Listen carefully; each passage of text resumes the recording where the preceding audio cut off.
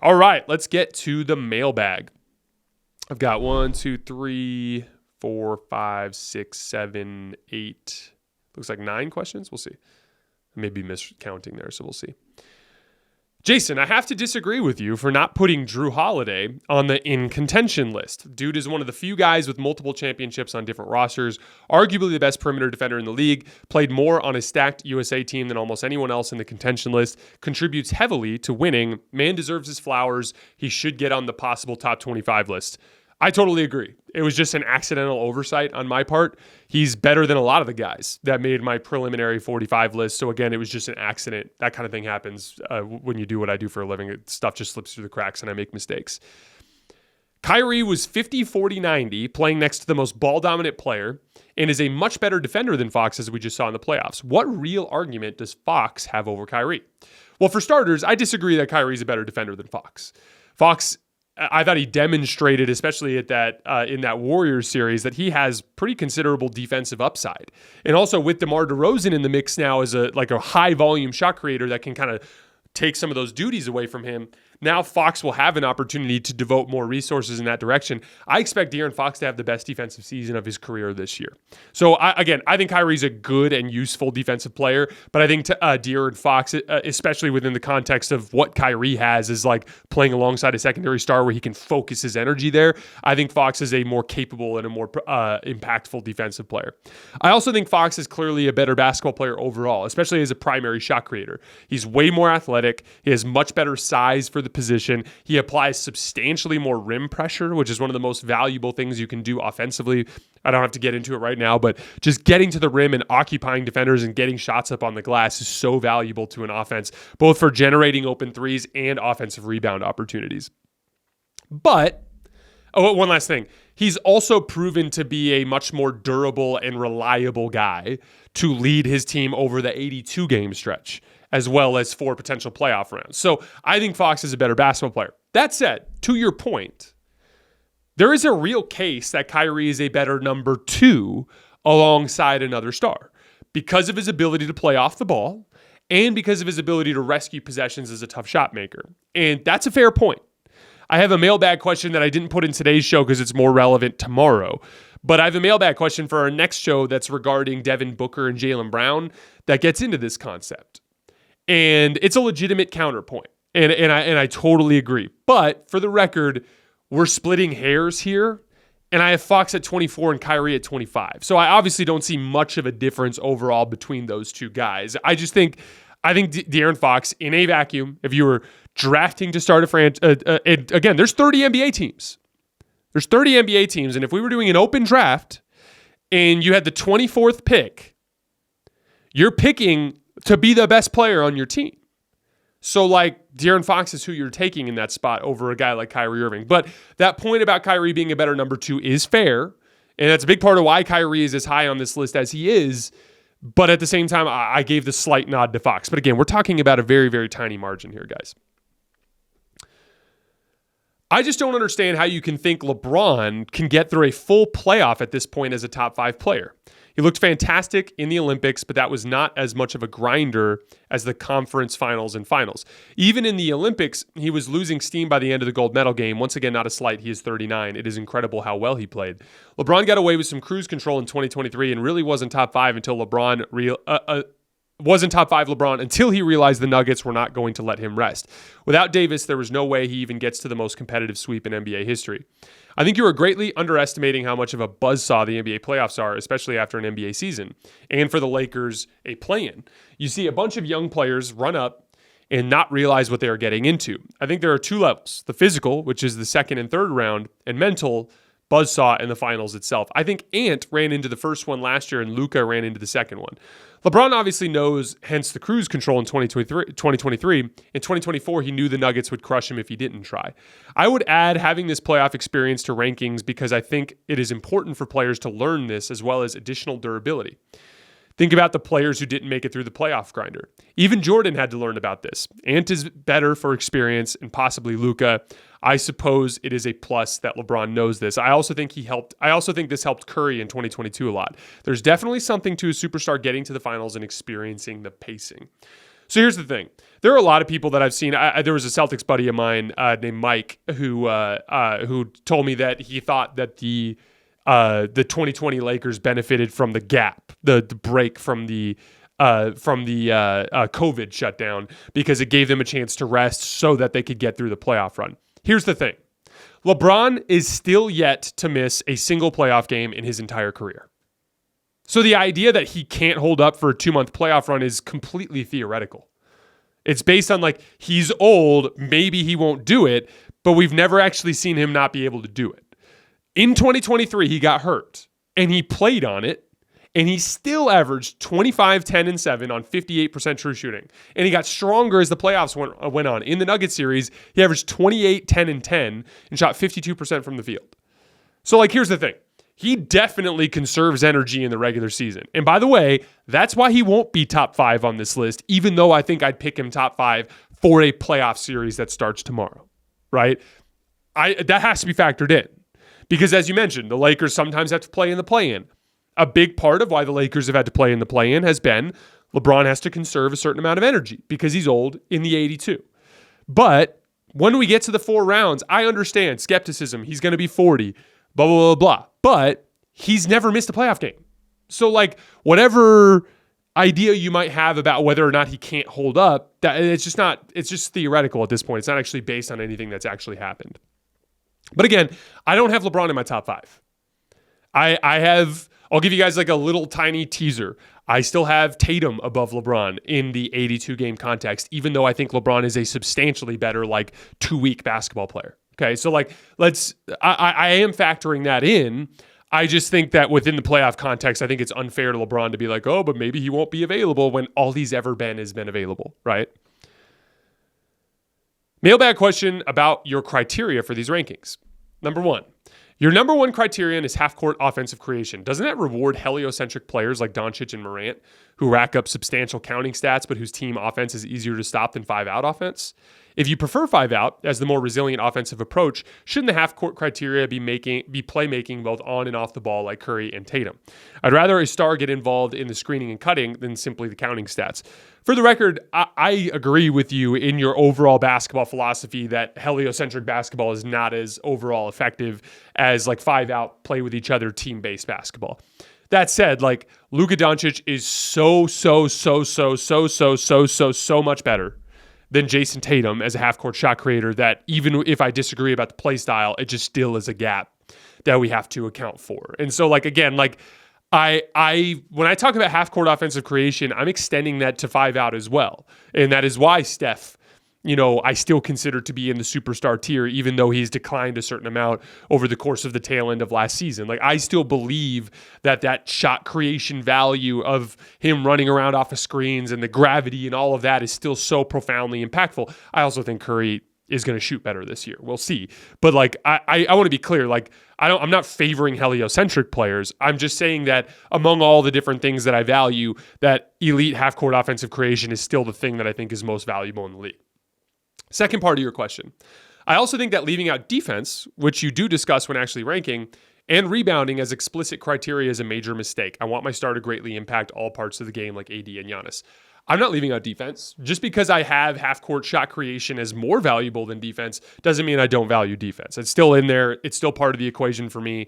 I had Bam Adebayo in my top 20, right? Like, I'm not discounting that. I'm just saying that I think that the half-court high-end offensive creation is the most valuable piece that any single player can bring to the team. Hey, Jason, can you explain why Dame is higher than Fox? I'm just curious of the thought process and basketball reasoning. Thanks, and keep up the good work. I think Dame is just a much better shot maker, which I think is super valuable in the playoffs when things get tight. So, for example, in Dame's last 2 playoff runs, he's attempted 13 threes per game and made 44% of them. That's insane. He's at 33 points per game on 62% true shooting in his last 10 playoff games. So here's the thing. I do think De'Aaron Fox is a better regular season player right now because he's a better athlete. He applies a lot more rim pressure. He's a better defensive player. He's just more impactful over the 82. That said, that playoff part of it is part of it for me, and I just think Dame is a better half-court shot creator in the playoffs, kind of similar to what we were just talking about. So that gave him the edge for me. But it's also worth mentioning that I have all these guys in the same tier. So like, it's not like I think Dame's here and Fox is here. They're right next to each other. I'm just giving the nod to Dame. The tiers for me are designed to actually signify a difference in the levels, if that makes sense. Overanalyzing on Ja Morant, in my opinion. Lillard and Maxey are not just better than him just because their shooting numbers are better. Wait, okay, hold on. Lillard and Maxey are not better than him just because their shooting numbers are better. My list, they are multiple tiers below. Ja led back-to-back 50-plus win teams when he last really played, and stats can't measure the difference his mere presence on the court provides given his insane speed and athleticism, and he's a better defender than both Lillard and Maxey. Before the 22-23 season, he was horrible, but in that season, his D was fine. We saw Maxey without Embiid. He wasn't that amazing or winning games, and Dame is getting older and was wildly inconsistent last year. Couple things. I actually do think Tyrese Maxey is a better defender than Ja. I do think Ja is a better defender than Dame, though. I agree that Ja is a better basketball player when he's available than those guys. I've said this on the show before, but I think Ja has top 10 potential when he's available. The thing is, he has missed 86 of the Grizzlies' last 108 games. And that wasn't just the suspension either. There were health issues there.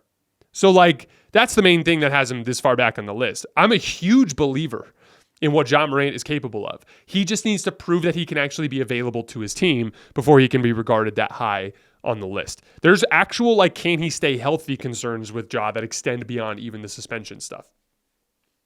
Thoughts on Maxey's upside? I know you mentioned Ja's potential was higher, but I'm curious how close that is. Like you said, he's a great leader, a workaholic, and one of the best off-the-catch shooters we've seen. If that off-the-dribble develops while he's playing with someone like Embiid, I can see his playmaking improving as well. Even if he's mid at defense at his peak, a player averaging 27 to 28 with 4 rebounds and 7 assists on 61% true shooting is MVP-level stuff. The main gap between Ja and Maxey, in my opinion, is the ability to stop on a dime and the vertical pop. That makes Ja much more dynamic as a scorer in the short range, which makes him much harder to guard, in my opinion. But I do think Tyrese Maxey has superstar upside. He's just got further to go. I think he has to become a substantially better passer than he is, and then that pull-up jumper efficiency like we talked about earlier. So if he can improve dramatically in those two areas, I think he can enter into that tier. But Ja is not as dependent on the jump shot because he's just so dynamic with his ability to change direction, with his ability to get downhill and then suddenly at 5 feet just pop up off the ground and shoot a floater, right there. He's so dynamic in that short range as a scorer, it just makes him borderline impossible to guard. I take issue with the methodology used here in which durability plays a factor into how we rank players. If we are ranking players based on basketball talent alone in a vacuum, then durability should not be a part of the equation. Injuries can happen to anyone at any time. A better measure of how good players are in a vacuum should assume health. That way we can compare the on-court impact and the play of these players and rank them accordingly. Ranking a player lower due to availability is disingenuous to the idea of ranking them in a vacuum. I disagree. The main thing is, we can't just assume.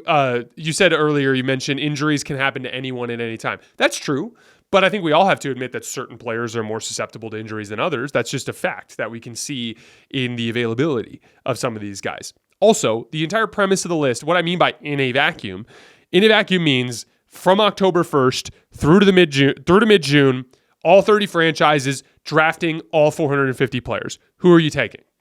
So, if a guy is really good for the 2 months but has injury issues over the 82, that has to be factored in. It just does. It's in a vacuum within the context of a full season from training camp all the way through to the end of the NBA Finals. And so that to me is why availability has to factor. So I'm not actually listing a mailbag question here because there was just a bunch of these, but I had a bunch of people talk about how I had Wemby too low and specifically why I have Bam over him for this particular season. For the record, I think Victor Wembanyama is very capable of being the best player of the league in the league sooner than later. I'm a huge believer in Wemby. I'm a huge fan of Wemby. However, you guys know how I feel about young basketball players, particularly when it comes to making mistakes. I actually think you could argue an overall winning impact over the 82 games, Wemby absolutely should be higher. That I agree with you. I think he's going to be just a complete wrecking ball for this 82 games. However, when you get into the playoffs, there are so many close games. There are so many games that are decided by a handful of possessions. So much of it comes down to execution. And young players in particular have a problem preventing mistakes and replicating what works. They're a little bit more volatile, right? Bam, for instance, is not going to be nearly as impactful as Wemby over the 82, but for a playoff series, he just has so much experience. He has NBA Finals experience. He's played in, I don't even know, like a dozen playoff series. He's just been in so many of those environments, and you can count on him for the most part to not make mistakes and to just do his job. And so again, long term, Wemby's obviously way better than Bam. Short term in the regular season, Wemby's obviously way better than Bam. But when I'm factoring in like what it's going to be like in a knockdown, drag out, physical 7-game series in May, I just give Bam the slightest edge because he's less mistake prone at this point.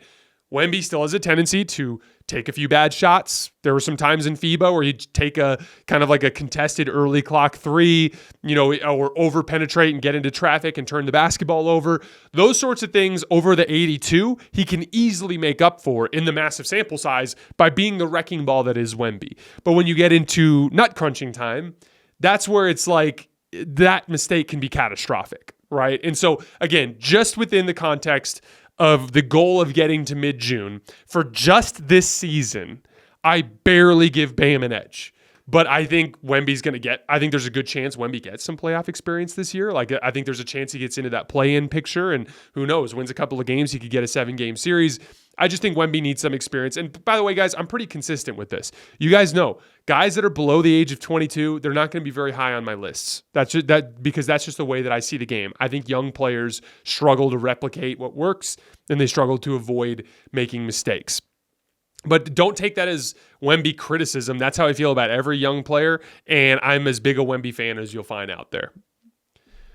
Hey, Jason, just a bit of my 2 cents about Bam's spot on the list. Difference between Bam and AD is that he doesn't have LeBron James, Austin Reeves, and D'Lo getting him those easy buckets at the rim all game. He hasn't had a high-level playmaker since D. Wade was in the backcourt throwing him lobs. First of all, I disagree. I think Jimmy Butler is a high-level playmaker. Also, AD is just a much, much higher-level offensive player than Bam.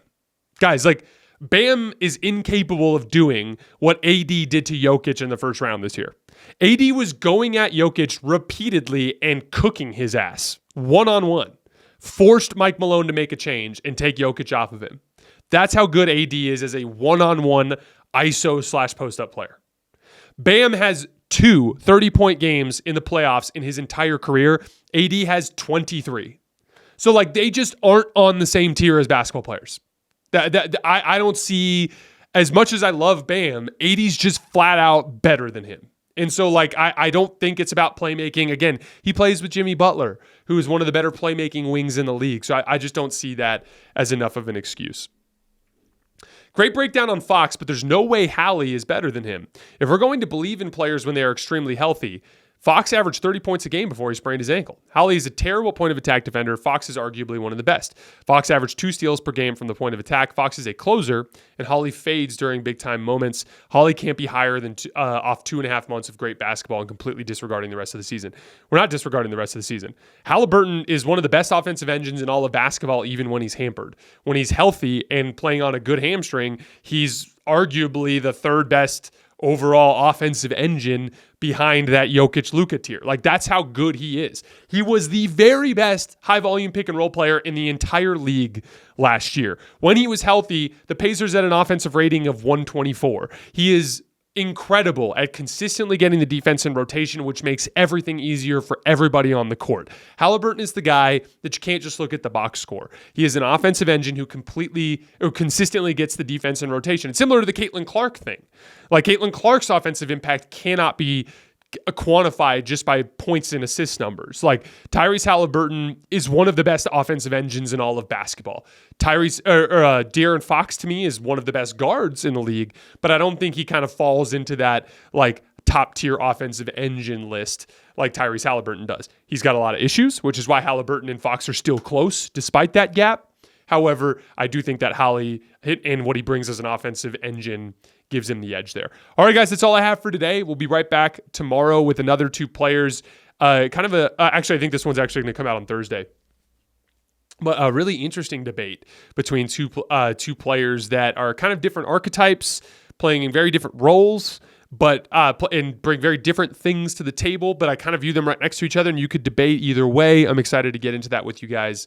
I'll see you tomorrow. Also, last thing, I did do a video on Two Sons podcast talking about the news that The Acolyte was canceled after season 1. So me and Luke talked for like 35 minutes yesterday, just kind of getting into all the details of what that means for Star Wars. Again, you can find that wherever you find your podcasts under Two Sons, or on YouTube under Two Sons podcast. I always appreciate when you guys support over there as well. All right, thanks guys. Thanks for rocking with me and the support. I will see you guys in a couple of days.